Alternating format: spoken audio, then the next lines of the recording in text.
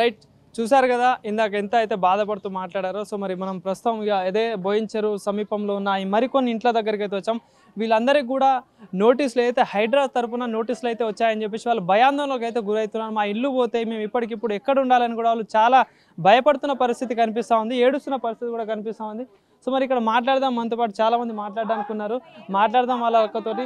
అక్క ఏం పేరు అక్క? మీ పేరు? నాగమణి సార్. నాగమణి గారు. సో మరి ఎప్పటి నుండి ఉంటున్నారు? మీకు నోటీసులు వచ్చాయి? మీకు కూడా మాకు నోటీసులు వచ్చినాయి సార్. 40 ఏండ్లు మా అత్త మా మామ సంసారం చేసిన ఇల్లు సార్ అది. మా కోడలు వాళ్ళు చేసిందే, వాళ్ళు సంపాదించిందే, వాళ్ళు కొన్న ఇల్లే ఇది. ఇప్పుడు మేము మా పిల్లలు, మా పిల్ల కడుపుతో ఉంది, ఈ పిల్ల గింతున్నది, నాకు ఆపరేషన్ అయ్యింది, ఇల్లు గూల కొడితే మేము ఎక్కడ పోవాలి సార్? కష్టపడి పొద్దుంతా 4 ఇండ్లు పని చేసుకుంటాను సార్ నేను. ఇప్పుడు ఆ 4 ఇండ్లు పని చేసుకునే పరిస్థితి కూడా లేదు నాకు. ఆపరేషన్ అయింది, పెద్ద ఆపరేషన్ అయింది, ఇక కడుపుతో ఉన్న పిల్ల ఉంది, ఇక మనమరాలు ఉంది. ఆ ఇల్లు గూల అధికారులు వచ్చినప్పుడు ఏమన్నారు? అసలు కొట్టేసి పోతామన్నారంట సార్. నేను లేకుండా ఉంటే, నేను ఆపరేషన్ చేసుకుని హాస్పిటల్లో ఉన్నా. వీళ్ళందరూ చెప్పే వరకు నాకు ఇంకా ఇట్లా గుండెల నొప్పిలాగా అయిపోయి బీపీలో అయిపోతుంది సార్. మీరు వచ్చినప్పుడల్లా మాకు భయం అవుతుంది సార్. ఆధారం సార్, మాకు ఇల్లు ఒకటే ఆధారం. పొద్దంతా చేసి వచ్చి ఇంత కారమో గంజో తిని ఇంట్లో ఉంటాం. ఆ ఇల్లు ఆధారం లేకపోతే కూడా మేము ఎక్కడ పోవాలి సార్? మాకు ఆధారం చూపిస్తే మేము ఇక్కడికైనా పోయి అక్కడ ఏదో కలో గంజో కలుపుకొని బతుకుతాం. ఇల్లే మాకు ఆధారం. ఆ ఆధారం కూడా తీసేస్తే మేము ఎక్కడ పోతాం సార్? ఇట్లాంటి ఎప్పుడైనా గతంలో ఎప్పుడైనా జరిగిన ఇట్లాంటి నోటీసులు కానీ? టైం సార్, ఇది ఫస్ట్ టైం. మాకు ఫస్ట్ టైం. మా అత్త మా మామ సంసారం చేసిన ఇల్లు సార్ అది. చూడండి, మట్టి గోడలతోటి రాత్రి వాన వస్తే మోకాళ్ళ మట్టు నీళ్ళు వస్తే, నైటే నీళ్ళు వస్తే కుర్చీలు వేసుకొని కూర్చున్నాం నీళ్లు పోయేదాకా. అయినా కానీ మేము ఎవరికి కంప్లైంట్ చేస్తలేం, మాకు ఇంట్లోకి నీళ్ళు వస్తున్నాయి అనేసి. మాకు ఏదో సంబంధించిన రిజిస్ట్రేషన్ కానీ ఇదంతా మీకు ఉన్నాయా? ఉన్నాయి, మా పేరు మీదనే ఉన్నాయి. మా పేరు మీదనే ఉన్నాయి అన్ని. చెరువుకు సంబంధించిన ల్యాండ్ అని చెప్పేసి వాళ్ళు అంటున్నారు. అది ఎంతవరకు అది నిజమేందో అది పెద్దోళ్ళకి తెలియాలి సార్. మా మామ కొన్నైనా లేడు, అమ్మినైనా లేడు. ఇప్పుడున్న రాజ్యం మళ్ళీ ఒక 6 సంవత్సరాలకు వస్తలేదు. అప్పుడున్న రాజ్యం ఇప్పుడు లేదు. ఇప్పుడున్న మనిషి మళ్ళీ రేపు పొద్దుగాలు ఉంటలేడు. ఎవరిని నమ్మాలి సార్? అధికారులు మీకు రిజిస్ట్రేషన్ చేసి ఇచ్చారు, అన్ని ఇచ్చారు. ఇక రోడ్లు వేసిరు, స్తంభాలు వేసిరు, కరెంట్ బిల్లు కడుతున్నాం, అన్ని చేస్తున్నాం సార్. మేమేం పుణ్యానికి ఉంటలేము కదా సార్. ఇంటి పన్ను కూడా కడుతున్నాం. అన్ని పేపర్లు ఉన్నాయి మా దగ్గర. సో మరి ఇట్లా అన్ని ఉన్నాయండి, మీరు కూల్చాల్సిన అవసరం లేదని మీరు ఏమైనా చెప్పారా? మరి చెప్తే మేము కూల్చేస్తాం, మేము వచ్చేస్తాం, వారం రోజులలో వచ్చేస్తాం అన్నారంట సార్. నేను మొన్ననే వచ్చిన ఆపరేషన్ చేయించుకొని, హెల్త్ బాగాలేక మొన్ననే వచ్చినా. చెప్పే వరకు అదొక బీపీ ఇది అయిపోతుంది, టెన్షన్ అవుతుంది, నిద్ర పడతలేదు తెల్లని దాకా. భయం అయిపోయింది. ఇప్పుడు ఈ పిల్లలను తీసుకొని ఎక్కడ పోతా సార్ నేను? వర్షాకాలము ఎట్లా పోతాం, ఏం చేస్తాము? ఏదో వర్షం ఉన్నా, నిండున్నా, నీడున్నా ఇండ్లలో పనులు చేసుకొని వచ్చి ఆ ఇంట్లో కాలక్షేపం చేసుకుంటున్నాం సార్ మేము పొద్దంతా గట్లా. ఇది సో చూసారు కదా. సో మరి మాట్లాడదాం మరి కొంతమందితోటి. రైట్. సో ఇక్కడ కొంతమంది ఉన్నారు. అన్న చెప్పండి అన్న, మరి ఏంది ఇక్కడ చూస్తుంటే వాళ్ళు చాలా మంది ఏడుస్తున్నారు. మేము కష్టపడి కట్టుకున్నాం, మా గోస ఈ ప్రభుత్వం ఎందుకు తీసుకుంటుందని వాళ్ళు చెప్తున్న పరిస్థితి కూడా కనిపిస్తుంది. ఏం చెప్తారు అసలు? వీళ్ళంతా కూడా గత 100 సంవత్సరాల నుంచి ఈ ఏరియా అంతా ఒకప్పుడు హస్మాత్పేట గ్రామ పంచాయతీ ఉన్నప్పటి నుంచి వీళ్ళు గ్రామ పంచాయతీకి శిస్తు కట్టినప్పటి నుంచి డాక్యుమెంట్లు వీళ్ళకు ఉన్నాయి. అప్పటి నుంచి నీళ్లను వీళ్ళకి అసలు వీళ్ళకి ఏ రకంగా వీళ్ళకి నోటీస్ ఇచ్చారని వాళ్ళకి అసలు అవగాహన ఉందా ఈ అధికారులకు? ఇప్పుడు గత 10 సంవత్సరాల్లో ఎన్నో జాగాలు కబ్జా అయినాయి టీఆర్ఎస్ ప్రభుత్వంలో. గవర్నమెంట్ విడిచిపెట్టి వీళ్ళు 100 సంవత్సరాల నుంచి నివాసం ఉన్నారు. వీళ్ళు పాపము నోటీస్ ఇచ్చినప్పటి నుంచి అన్నమో రామచంద్ర అని భయభ్రాంతులకు గురవుతుర్రు, భయం కొద్ది బతుకుతుర్రు. అంటే పేదోళ్ళ ఉసురు పోసుకోనికనా ఈ రేవంత్ రెడ్డి వచ్చింది? ఇప్పుడు ఈ నిరుపేదల ఉసురు పోసుకోనికనా ఈ హైడ్రా పెట్టింది? వీళ్ళు ఏ ఇంటెన్షన్ కొద్ది హైడ్రా పెట్టిర్రు? ఇప్పుడు పేదోని కొట్టి పెద్దోని పెట్టడానికి, లేకపోతే పెద్దోని టార్గెట్ చేసడానిక, పేదోని టార్గెట్ చేసడానిక ఈ ప్రభుత్వాలను ఎందుకు?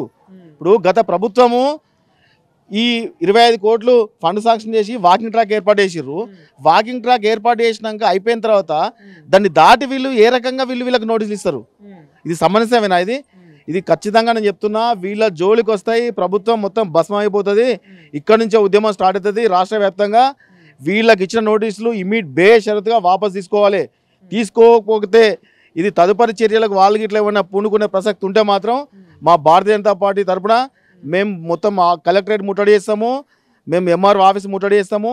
ఇక్కడ ఎవడొచ్చినా మొత్తం విధ్వంసం అవుతుంది. వీళ్ళ జోలికి వస్తే మాత్రం కబర్దార్ చెప్తున్నా, ఈ ప్రభుత్వానికి, రేవంత్ రెడ్డి ప్రభుత్వాన్ని బొందబెట్టేదాకా మేము వదలం. సో ఇంకొంతమంది బాధితులతో మాట్లాడిన ఎవరైతే నోటీసులు వచ్చినాయో వాళ్ళతో కూడా మాట్లాడి తెలుసుకుందాం. అమ్మ, మీకు కూడా నోటీసులు వచ్చాయా? మీకు కూడా వచ్చాయా? మాకు రాలేదు కానీ పక్కా మీ మాకు ఇంటి వచ్చింది. పక్కన మీకు వచ్చిందా? రైట్. సో ఇప్పుడు ఏమన్నారు వచ్చి మరి? నేను ఆలోచన లేదు. చెప్పండి మీకు నోటీస్. ఏం లేదు నా నోటీసులు అంటే మాకు నోటీసులు ఇవ్వలేదు కానీ ఈ 50 సంవత్సరాల నుంచి 40 సంవత్సరాల నుంచి ఉన్నోళ్ళు ఉన్నారు. ఇక్కడ ఉన్న ఇక్కడ ఉన్న అందరం ఇక్కడ ఉన్న వాళ్ళం ఉన్నాం.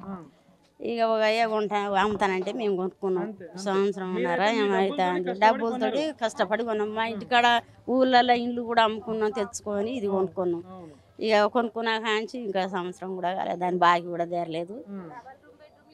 ఇస్తారంట ఎంతవరకు కరెక్ట్ అంటారు ఇట్లా పేదవాళ్ళ ఇంట్లో కూలర్ ఎంతవరకు? మరి ఇంతవరకు కరెక్ట్ అంటే ఇక మరి ఏం చేస్తాము, ఇక తీసేస్తే ఎక్కడ పోవాలి మేము?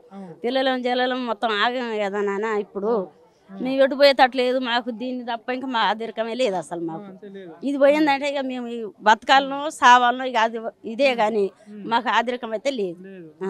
మా ఇల్లు మీకు దీనికి సంబంధించిన రిజిస్ట్రేషన్ కానీ కరెంట్ బిల్లు పన్ను ఇదంతా కడుతున్నారు? అంతా కడతాను, అంతా కడతాను. మీకే రిజిస్ట్రేషన్ చేయించిన కాగితాలు ఈ పన్ను కట్టింది ఇది అది ఇంట్రెస్ట్ అది ఉంది, అన్నీ ఉన్నాయి, అన్నీ ఉన్నాయి. ఇట్లా అంటే మేము ఇక్కడ పోవాలి, ఏడ బతకాలి? మాకు అంతా ఇదే ఆదరకం ఉంది, ఇది దీని తప్ప మాకు ఏం లేదు. ఇక మీరు ఓట్లేసి గెలిపించుకున్నది ప్రభుత్వం వచ్చింది, ప్రజాపాలన అంటున్నారు, మహిళలకి సౌకర్యాలు అంటున్నారు. సో మరి ఏం చెప్తారు మరి ప్రభుత్వానికి? ఏం చెప్పదలు? ఏం చెప్పాల్సుకుంటే మా ఇల్లు మాకేం ఉండాలి. మేము బయటికి పోయినంత పని అదో ఇదో చేసుకొని కూలినాలు చేసుకొని వచ్చినంత వండుకొని గంజో కలియో తాగి మా గుడిసెలో మేము పడి ఉంటాం. అది మాకే ఉండాలని కోరుకుంటాను. అంతే, మాకేం వద్దు అంటారా? మాకు ఇంకా ఇప్పిరి చెయ్యిరా అని మేము అనటోళ్ళగా మాకు ఇప్పకుంటే కానీ మాకున్నది మాకు ఉండాలి, మాది మాకు ఉండాలి, పోకుండా కాపాడాలి. అంతే ఉంటానా? అయ్యా మేము అసలు మేము నేనైతే ఈ పువ్వుడు తెలిసిన కంచితే అన్నమే తెలియదు నాన్న. మీ అన్న మంచిదే నాలోలు ఏం కాదు చచ్చిపోతావు అదేంటి ఇది అంటే కాసి నిన్న ఇయ్యాల లేచి తిరుగుతాను నేను. అదే నాయన మరి ఉండాలి కదా, దీన్ని తప్పితే ఇక మాకేమున్నది? అసలు మీరు సావాల్సిందే కదా, దాంట్లోనే సావాల్సిందే ఇక మేము. పేదవాళ్ళ మీద పడితే ఏమొస్తుంది? పెద్ద పెద్ద నాయకులు ఉన్నారు, కబ్జాలు చేసుకుంటే వాళ్ళ దగ్గరికి పోతే బాగుంటుంది. వాళ్ళ కాడికి పోతే బాగుంటది కదా, మా కాడ ఏమున్నది సార్ చెప్పండి? మేము కూలినాలు చేసుకుంటే చేతన చేసుకుంటే తిన్నట్టు, లేకపోతే అలా పడిచి వచ్చినట్టు. అంతే మాకు మాది ఎటు తిరిగి మా ఊరు మాకు ఉండాలి. సరే అమ్మా, థ్యాంక్ యూ.